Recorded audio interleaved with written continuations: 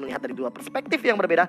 Kita hanya ngobrol sama RRQ Albert. Dan inilah dia Albert dari tim RRQ Hoshi. Sang bayi alien ini dia nih. Albert, gimana nih?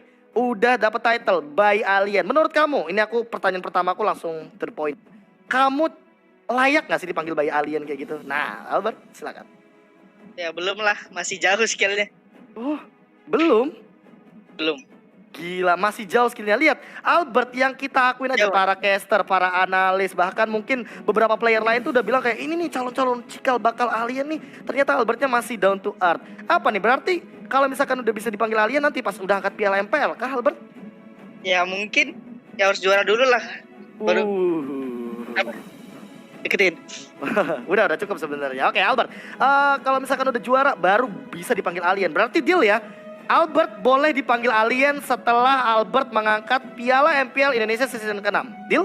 Ya, deal. Semuanya mungkin udah deal. Oke, caster semuanya, penonton semuanya, RRQ Kingdom terutama ini dia Albert, cikal bakal alien yang bakal lahir kalau misalkan udah angkat Piala MPL season yang ke-6. Tapi Albert emang berapa persen sih percaya dirinya untuk mengangkat Piala MPL season yang ke-6 kali ini? Apalagi untuk mempertahankan gelar kan lebih sulit daripada mendapatkan gelar ya kan, apalagi back to back champion. Berapa persen Albert kira-kira dari Albert sendiri? Ya harus pede 100% lah. Harus pede 100%. Kira-kira ya.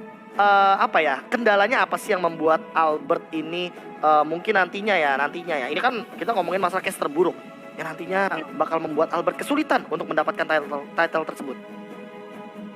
Gak ada paling. Itu ya pede 100% juara. Pede aja ya? Ya, gak ada halangan apa-apa. Oke, tapi aku harus akuin Albert ini punya improvisasi yang luar biasa loh. Dari mungkin minggu-minggu kedua sampai minggu ke-8, ini kan udah bisa dibilang peningkatannya tuh signifikan banget, ya kak? Iya. Nah, Albert mungkin ada yang pengen disampaikan gak sih ke para RRQ Kingdom nih yang mendukung Albert kayak mungkin dari awal kayak, wih Albert ini dipandang sebelah mata, tapi sekarang lihat semua fans dari RRQ Kingdom harusnya udah mulai melihat, wah ini Albert nih punya potensi besar. Silakan Albert. Ya terima kasih aja yang udah dukung. Jangan lupa dukung kita di playoff sampai kita juara. Sampai kita juara. Bener-bener masih memikirkan untuk fansnya juga, untuk kepedean diri sendiri juga. Nah, Albert tadi kan bisa dibilang melawan EVOS Legends. Dan kalau kita ngomongin masalah EVOS Legends, artinya itu seringkali kita melihat ada Wan dan juga Sin yang beradu di mid lane. Nah, tapi kan kali ini karena hyper carry-nya kamu yang lebih sering berhadapan sama Wan. Ada pesan-pesan gak sih buat Wan ya kan? Karena sangat disayangkan perwakilan dari EVOS Legends belum bisa hadir untuk berbincang-bincang bareng kita. Nah, Albert silakan. Gak ada apa-apa. Gak ada kata-kata apa-apa. Gak ada kata-kata apa-apa. Serius. Untuk EVOS Legends gimana? Ya itu yang kayak scene kemarin, jangan banner kita banyak. Oh, masih loh ya. Tapi bener terbukti ya. Tadi Hylos-nya di ban ternyata banyak yang lepas dan ternyata malah dimainkan gameplay lain. Tapi itulah dia Albert dari RRQ Hoshi. Anyway, terima kasih banget Albert atas waktunya dan tetap fokus di babak playoff karena babak playoff nanti akan kalian mainkan. Albert, thank you. Dadah. Thank you.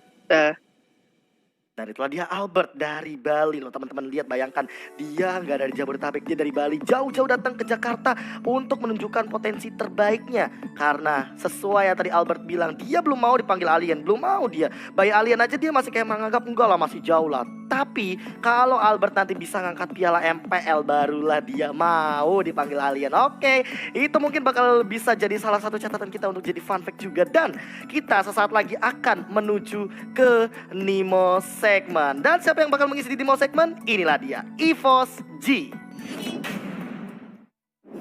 Nah ini dia ada G. Dok, gimana kabarnya Dok? Aduh, baik. Udah lama loh gak ngeliat Valdo nih ya Dok. Gimana nih game yang pertama? Kenapa nih bisa dibilang RRQ Hoshi yang sebenarnya mendominasi di game yang kedua dan game ketiga, kok tiba-tiba bisa kehilangan game yang pertama? Kalau menurut Valdo sendiri, pandangannya aja. Kalau dari pandangan sih game 1 itu RRQ-nya udah kalah hero sih dari awal. Dan emang game 1 itu EVOS latihannya pakai hero terus sama kami. Jadi kayak emang udah hero mereka semua yang di latihan udah dilepas semua sama RRQ-nya yang game 1. Oh, udah bisa dibilang udah matang lah ya dengan menggunakan Roger apalagi. Makanya mungkin di game yang kedua Rogernya diambil. Nah, kalau misalkan pandangan dari G sendiri nih, Roger di first pick, apakah se-worth itu untuk diamankan atau sebenarnya kayak pemilihan hero lain kayaknya lebih gampang deh, apalagi Roger punya counter. Nah, kira-kira counternya apa tuh kalau menurut Di sendiri? Mungkin bisa dijelaskan. Kalau dari gue sih, kan udah ada ngeliat nonton juga kan ya di MPL luar-luar itu hampir kayak di PH pun. Kalau menurut gue tuh di semua MPL kayaknya most picknya sekarang core itu Roger nomor 1. Oke. Untuk Nggak, counter kalau dibilang ada, kalau untuk counter sih ada sih, cuman kayak belum tahu juga sih kayak counternya itu. Ya, mungkin banyak CC sih kalau perlu sih, karena kan Roger sekarang kan metanya kan jarang core pakai Purify kan, oh iya, lebih ke arah retribution. retreat terus kan, mungkin fokus ke banyak CC sih.